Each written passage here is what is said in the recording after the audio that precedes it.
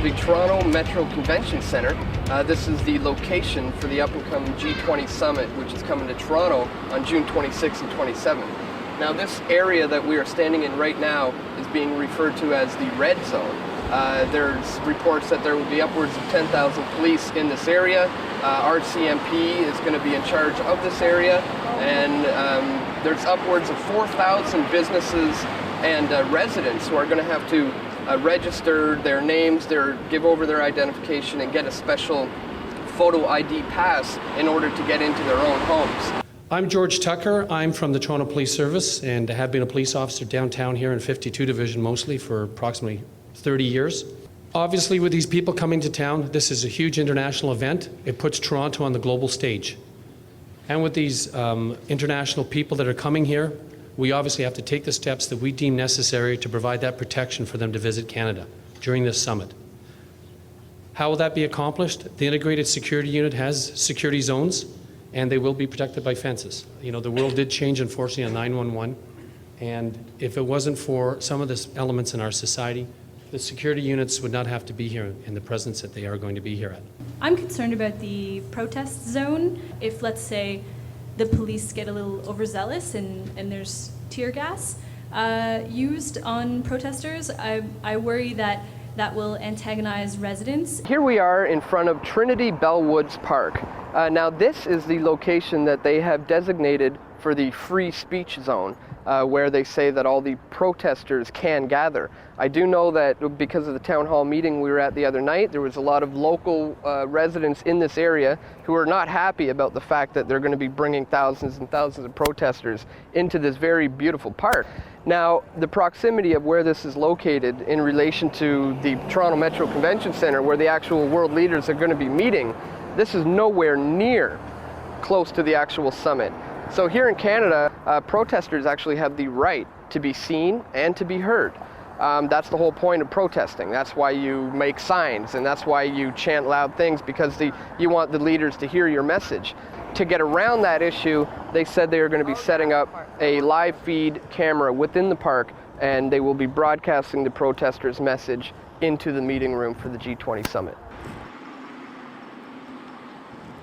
So now we are currently down in Toronto's financial district. This is the heart of the financial district here in the city. This location that we are at here is literally just 2 blocks down the street from where we were earlier at the Toronto Metro Convention Centre, where the G20 summit is going to be meeting. So we thought it was important to come here and do a little reporting to show you what you can expect in 2 months from now in this area. As many of you know, there is a group out there called the Black Bloc, which usually consists of about anywhere from 30 to 40 people who show up to these protests dressed in black. They often have rocks, and they'll pick up things and try to smash banks. And you know what this does is it discredits the thousands and thousands of legitimate protesters who are going to be protesting here with a very, very legitimate cause. Just last week, we were down at this location, and we managed to get footage of a terrorism civilian evacuation drill that they were running here in Commerce Court. Now, that's when we found out about the TAPS organization, which is the Toronto Association of Police and Private Security. And, you know, here we are a week later, coming down to do our pre-G20 report, when the private security approached one of our cameramen and PFT reporters, Bryan Law. Did you get a permit to be filming your building? No. Okay, I'm gonna need to see the permit, or you're gonna have to remove that footage. On public property, we don't need a permit. To film private property, you do, sir. Well, we don't have one, and I know I don't need it to go and film stuff. I'm getting the shots at the top of the Okay, and I'm telling you, sir, to film our buildings, you need a permit. Okay, some ID or some company ID, please. No, you may not. No, I may not? No. Okay. And the ID on you? I do have ID on me. Can you give it to me? Why do you want to see my ID? Because there's a heightened security because of the G20 coming up. I'm aware. I'm going to go through the accreditation process and everything. All I'm doing down here today is just getting shots on the streets, bank logos, stuff like that, to show the proximity of where the G20 is in relation to the financial district. That's it. Okay, and I'd appreciate if you identified yourself. Well, that's fine. I can identify myself to you. My name is Bryan, but okay. You know, I don't think it's necessary to give ID to private security when I'm filming on public property. So Sure, they're helping us out because we've told them to be aware of. Oh yeah, no, I'm aware. Yeah, we saw the private security drill last week. So. What's your last name? LAW.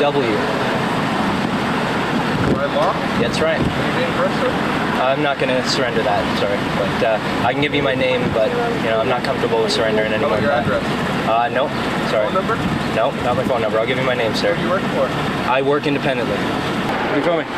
I'm just filming some shots. So we're going to be cutting together a pre-G20 video, just kind of showing the proximity of the downtown core in relation to where the G20. Who do you work for? I work independently. You have ID? I do. See it? I'm not going to surrender my ID. What's that? I said I don't feel comfortable surrendering my ID. Okay, well, this is a very sensitive situation. I understand And that. we don't want people filming buildings in downtown core, especially preceding the G20. Okay. So, yeah. Well, no, I understand that. I'm just gonna, go about my own business and just get some shots. You're gonna stop filming, right? I'm sorry? You're gonna stop filming now? Yeah. I'll stop filming as soon as we're done getting all the shots. I just have to You're get some. gonna stop filming now, right? Or you're gonna give us ID, one of the two. No, I can't do that. I'm sorry. Okay. Okay, well, turn around, put your hands behind your back. Okay. What are you gonna do? You're gonna do it that way if you want. I don't understand why I'm investigating potential. So right now on the camera, as it's still rolling, we are being arrested for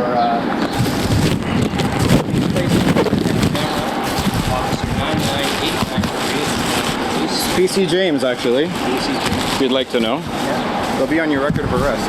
Okay. We're just down here in the financial district. We were just put under temporary arrest by the police. They wanted to find out what our names were. We refused to give them our identification. So they put us in handcuffs, turned the camera off, took our wallets out, searched our bags, reported us in, wrote down a police report, and we got one of the badge numbers on camera, or read it out on camera, before he decided to turn our camera off. So this is the type of stuff that we can expect to see before the G20, leading up to the world leaders coming down to the city. This is truly going to be police state Canada. So this is Bryan Law reporting for Press for Truth. Just let out of handcuffs. I'm a free man again, and I'm going to stay free. Now this goes to show how serious they are about security when it comes to G20 issues, especially in this downtown financial district. Hi, it's been reported that up to 1,000 private security officers are also going to be partaking in this security at the G20.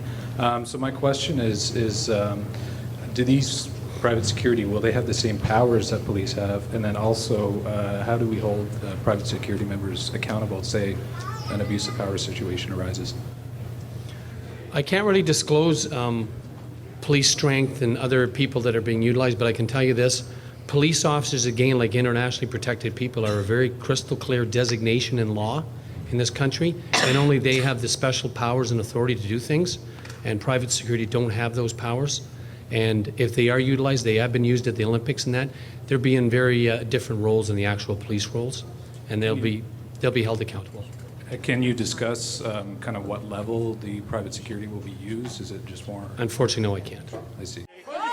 No. Put the rock down, man. Put the rock down. Hey. Put the rock down. This is our line. Hey, Steve. Hey, these three guys are cops, everybody.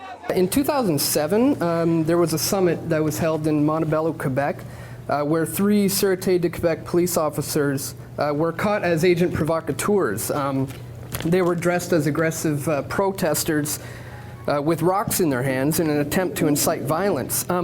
George, as a representative of the Toronto Police, can you assure us that the Toronto Police Force will not engage in any police provocateur agent activities at the G20 summit?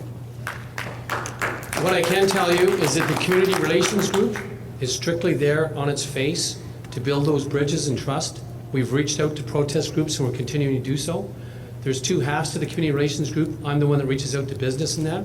There's another half that reaches out to protest, demonstration, and rally groups, trying to tell them, not tell them, but advise them of what the laws are and et cetera, asking for their assistance and compliance with those. Other matters, security matters, I'm not at liberty to discuss those in an open format.